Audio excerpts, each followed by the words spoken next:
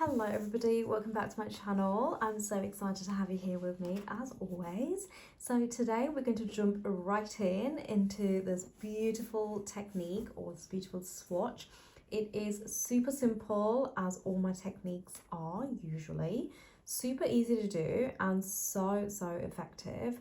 So I really hope you get on well and definitely take this a lot farther than what I show you. So we are going to be using just two yarns for this technique. One is for the base, as you can see, and one is of course for this technique itself, which is a tape yarn. I will be linking these below. And that was the back of the swatch, and this is actually the other side or the front, but of course this is the side that we're going to be using as a final. Okay, so technically this will be the front of the knit. Now I have only kept it to two yarns, but of course you can introduce more colors, more fibers, and also make sure, the only rule I would say to go with is using a finer base and a slightly thicker one to do the technique with. Okay, just to make it really effective, it needs to be really well balanced. If you use a thick yarn as a base and a thick one to do this with, it might not look as effective as the other. So definitely just test it out and see what works for you in your design. So I really hope you enjoy it. If you've got any questions, of course, just pop them in the comments below or just send me a message on Instagram and I'll get back to you. Other than that, happy knitting. So we start off by casting on a few needles and knitting a few rows, and I've started by casting on in mercerized cotton, but we are going to be swapping yarns for the base, okay? And I'm using two ends of sewing thread. Basically the base just needs to be something quite fine or something slightly finer than the yarns that you're going to be using to do the weaving with, okay? So I'm just going to go ahead and do a few rows. Now what we're going to do is we are going to push all of our needles forward, okay? And the yarn that we're going to be using to do the weaving with is going to lay on the floor. So you just set it up on the floor. It does not need to be threaded up on our machines. Now the first yarn I'll be using is this beautiful chunky tape yarn. I do have it on my website, so it will be linked below. So we start off by laying the yarn on the first needle like so, and you go under the next one and over the next, okay? And then under, over. So essentially all you're doing is you're simply just laying the yarn on top of the needles. That's it, okay? You're not e-wrapping, although it does look slightly similar sometimes to e-wrapping depending on what it is that you do, but it's definitely not always the same. You can actually do patterns as well. So over and under, and then when you get to the end, you simply knit across, okay? And now, once you've knitted one row, you push your needles forward again and you do the same thing, but this time round, we go over the needles that we went under in the previous row, okay? And what that will do is it will give you a slightly round or a circular pattern almost. But again, it's always about experimenting and seeing what works for you. So you don't have to do it like this. You can just do it in the same manner that you did in the previous row. And knit. So we'll do 4 rows, and now you can see the little circular pattern, okay? So we're just going to push our needles back forward, and now we're going to work with a slightly different layout.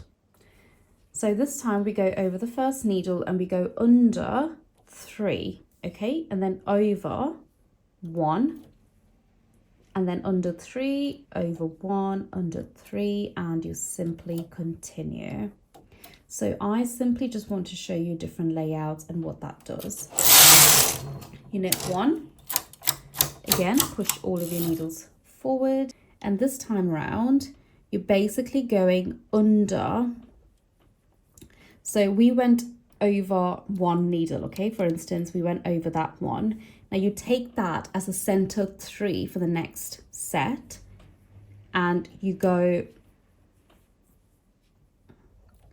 under those 3 needles this time, okay? And over 1. So we're just changing the placement of the needles, and again, it's just so we can get that little circular pattern.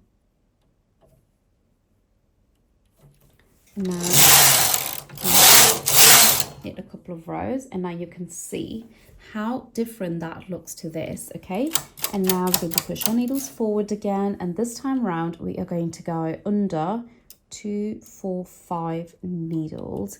Now if you notice 2, 4, 5, what you can always do is just push these slightly over to the back in case you get a little bit confused. Okay, just make sure that you do go under those needles. You knit 1, and this time our single needle that we go over is the one in between. Okay, so the one in between the 5 needles. So these were the 5 that we went under, and sorry, these 5, you pick the center needle to go over. Okay, again, it's just so we get a similar pattern, and then you simply push the needles forward so you know where you're going. You go under the 5 over 1, under 5 over 1, and continue and knit. And now that looks different to the one below. So what you can also try is you can ply your yarn up. So we're going to try that now, and what we're going to do is simply take 2 ends of the tape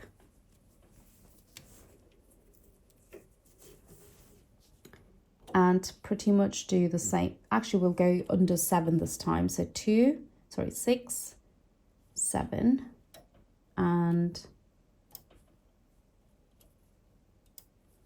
that. So 3, 6, 7, 3, 6, 7, and that's that really.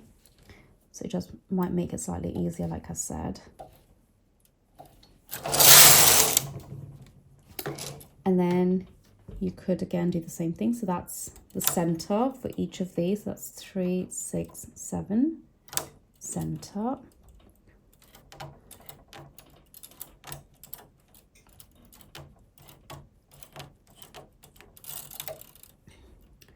Two, 4, 6, 7. Okay, and then you do the same thing really. You're going under the 7 over 1, under 7, and knit. And you can see how different that looks to the one below. So what you can do essentially is actually add more knit rows in between these two. Okay, so it might make it slightly more visible, like the little gaps in between this. You can see that looks a bit more prominent, but that just kind of covers everything. But again, it's like I said, it's always a matter of testing out. You could also maybe try 3 ends and see what that does for your design. And you could also, of course, add different yarns. Absolutely key always. So we've only used tape yarn for this, but you could use something slightly finer than this and ply it up if you wanted to, or you could use like strips of calico or strips of fabric and just see how that goes for you. See what outcome you receive with different sort of materials and fibers, and have a little bit of fun with your knitting. All right, so that's the end of the demo. I really hope you enjoyed that, and remember, always experiment, have a bit of fun, be curious on your machines. Now, if you haven't already done so, make sure you subscribe to my channel, and I will see you next week. Bye.